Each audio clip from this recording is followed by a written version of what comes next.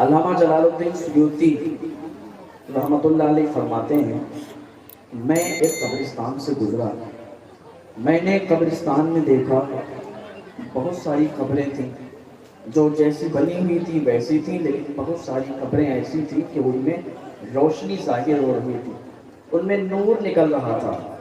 میں قریب میں پہنچا اور پہنچنے کے بعد میں نے ایک صاحب قبر سے پوچھا، او صاحب قبر ذرا یہ بتاؤ، یہ ساری قبریں جو بنی ہوئی ہیں ان میں نور نہیں ہے، لیکن جو تمہارے ارد گرد یہ قبریں ہیں ان میں نور ہے، ان میں اجالا کیسا ہے، ان میں یہ روشنی کیسی ہے؟ تو اس نے کہا تھا ان تمام قبروں میں حضور آئے تھے، ان تمام قبروں میں حضور آئے تھے۔ تو حضرت علامہ جلال الدین سیوطی نے فرمایا کہ ان تمام میں حضور آئے تھے، لیکن تمہاری قبر اتنی زیادہ روشنی کیوں دے رہی ہے؟ تمہاری قبر میں ان تمام قبروں سے زیادہ نور کیسے؟ قبر نے کہا کہ میری قبر میں حضور، سبحان اللہ، تو کہا حضور آئے تھے، سنا ہے آپ ہر عاشق کے گھر تشریف لاتے ہیں، میرے گھر ہو جائے چراغا یا رسول اللہ، میرے گھر میں بھی ہو جائے چراغا یا رسول اللہ۔ یہ وہ محفل ہے جہاں ذکر حبیب ہوتا ہے، جو دل سے حضور کو پکارتا ہے نا، ٹوٹی ہوئی زبان سے، ٹوٹے ہوئے الفاظ سے، اگر حضور کو دل سے کوئی پکارتا ہے، حضور اس کے ٹوٹے ہوئے چھپروں میں بھی تشریف لاتے ہیں، حضور اس کے ٹوٹے ہوئے چھپروں میں بھی تشریف لاتے ہیں، حضور اس کے دلوں کی صدائیں سنا کرتے ہیں۔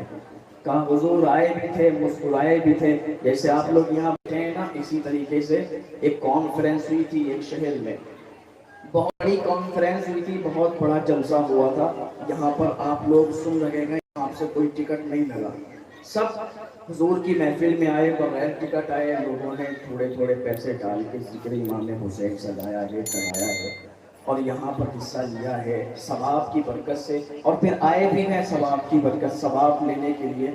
تو اسی طریقے سے وہ جلسہ ہوا نا، اس پہ بڑے بڑے لوگ ہیں، بڑے بڑے علماء کرام کو بلایا گیا، اور بہت لوگ سننے کے لیے آئے، لیکن وہاں پر ایک ٹکٹ چل رہا تھا، جو ذکر سنے گا وہ ٹکٹ دے گا۔ جو بڑے بڑے لوگ تھے وہ آئے، چلے گئے اندر۔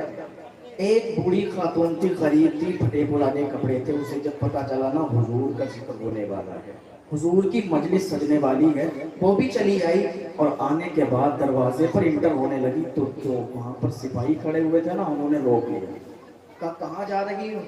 کہا حضور کا ذکر ہونے والا ہے، امام حسین کی باتیں ہونے والی ہیں، شہید کربلا کے بارے میں بتایا جانے والا ہے، شہید اعظم کانفرنس ہونے والی ہے، میں نے سنا تو میں حضور کی محبت میں آ گئی، مجھے اندر جانے دیا جائے۔ سپاہیوں نے روکا، کہ یہاں کوئی غریب نہیں جاتا۔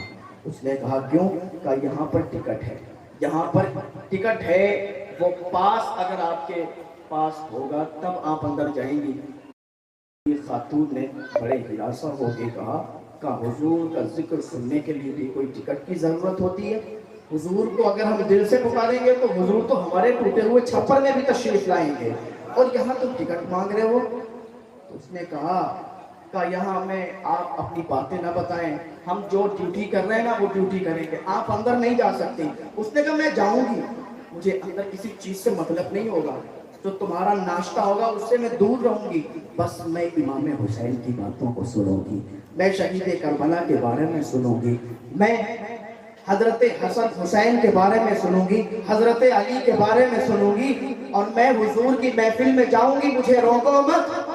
کہا اے خاتون تو اندر نہیں جا سکتی۔ اس نے کہا دیکھتے ہیں کہ تو کیسے روکے گا۔ اس نے اپنا قدم آگے بڑھایا، اور جیسے ہی دروازے کے آگے اس نے قدم رکھا، امام حسین کا ذکر سننے کے لیے، حضور کی محفل میں اندر جانے کے لیے، انٹر ہونے کے لیے جب قدم آگے بڑھایا نا، دربان نے دھکا دیا، وہ زمین پر گر گئی، زمین پر گر گئی تو آنسو نکل آئے، رونے لگی۔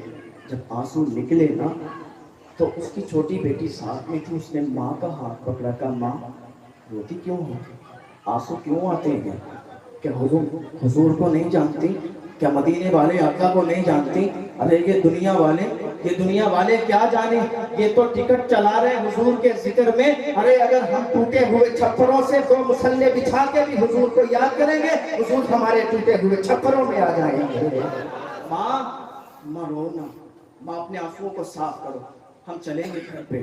چلنے کے بعد ٹوٹا ہوا چھپر ہے، ٹوٹی ہوئی دیواریں ہیں، تو کیا ہوا، وہیں پر تھوڑی جگہ صاف کریں گے اور صاف کرنے کے بعد وہیں پر بیٹھ جائیں گے.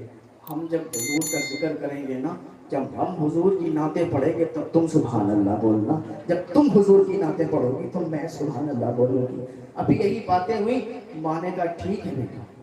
ماں نے اپنی بیٹی کا ہاتھ پکڑا، گھر پہ چلی آئی، ایک جگہ کو صاف کیا اور صاف کرنے کے بعد 2 مصلے، ٹوٹے پرانے مصلے تھے، بچھا کے حضور کا ذکر ہونے لگا. حضور کی مجلس ہو گئی. اب کوئی اور نہیں تھا، صرف ماں بیٹی اور حضور کو یاد کر رہی ہیں، حضور کا ذکر کر رہی ہیں. یہ مجلس، یہ محفل اسی طریقے سے چلتی رہی کہ مجلس رات کا آدھا حصہ جب گزر گیا، ماں نے کہا بیٹی مجھے وضو بنانا ہے. تازہ وضو بنا کے میں پھر سے تازہ وضو بنا کے اور پھر نعتیں پڑھیں گے نبی کی، پھر نبی کی باتیں کروں گی. جاؤ تم باہر کنویں سے پانی لے کے تو آؤ. بیٹی جب اٹھی، اٹھنے کے بعد جیسے ہی دروازہ کھولا، مسلمانوں ذرا اپنے دل پہ ہاتھ رکھ کے سننا. جیسے ہی دروازہ کھولا تو لڑکی کی چیخ نکل گئی. لڑکی چیخی، کہا ماں دیکھو دروازے پہ کوئی آیا ہے. اس کی ماں نے کہا رات کا اتنا حصہ گزر گیا، ہمیں کوئی اپنے گھر کے دروازے پہ جانے نہیں دیتا، دروازے سے اندر انٹر ہونے نہیں دیتا، ہمارے دروازے پر اتنی رات میں کون آتا ہے. اس نے کہا ماں دیکھو تو اس کا چہرہ بھی نورانی ہے، اس کا جلوہ بھی نورانی ہے، اس کے کپڑے بھی نورانی ہے. نہ دیکھو تو صحیح، کوئی آیا ہے، کوئی بزرگ ہے. جب ماں دوڑ کے آئی، اس نے دیکھا، کیا دیکھتی ہے، دروازے پہ کوئی آ نہیں آیا تھا، برداشت سے پاک آئے تھے.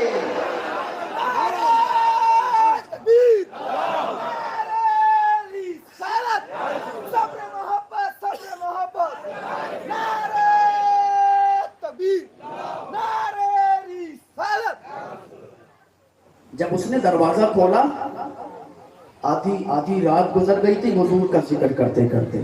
جب دروازہ کھولا کیا دیکھتی ہے، دروازے پر کوئی اور نہیں تھا، بغداد سے غوث پاک آئے تھے. بغداد سے غوث پاک آئے تھے. اور آنا تو بڑی بات تھی، آنا تو بڑی بات تھی. جن کے دروازے پر بڑے بڑے ولیوں کی پگڑیاں آپس میں لڑتی ہوں، جن کے دروازے پر بڑے بڑے ولی لائن لگا کر کھڑے رہتے ہوں، وہ بغداد سے غوث پاک آئے. آنا تو بڑی بات تھی. اس خاتون کی دہلیز کو چوم رہے تھے، اس خاتون کی دہلیز کو چوم رہے تھے. خاتون نے کہا یا شہنشاہ بغداد، یا پیر پیرا، یا میر میرا، یا غوث اعظم، آپ تو بڑے آنا والی ہیں، آپ کا آنا کی بڑی بات ہے، آپ دروازے کو کیوں چوم رہے ہو؟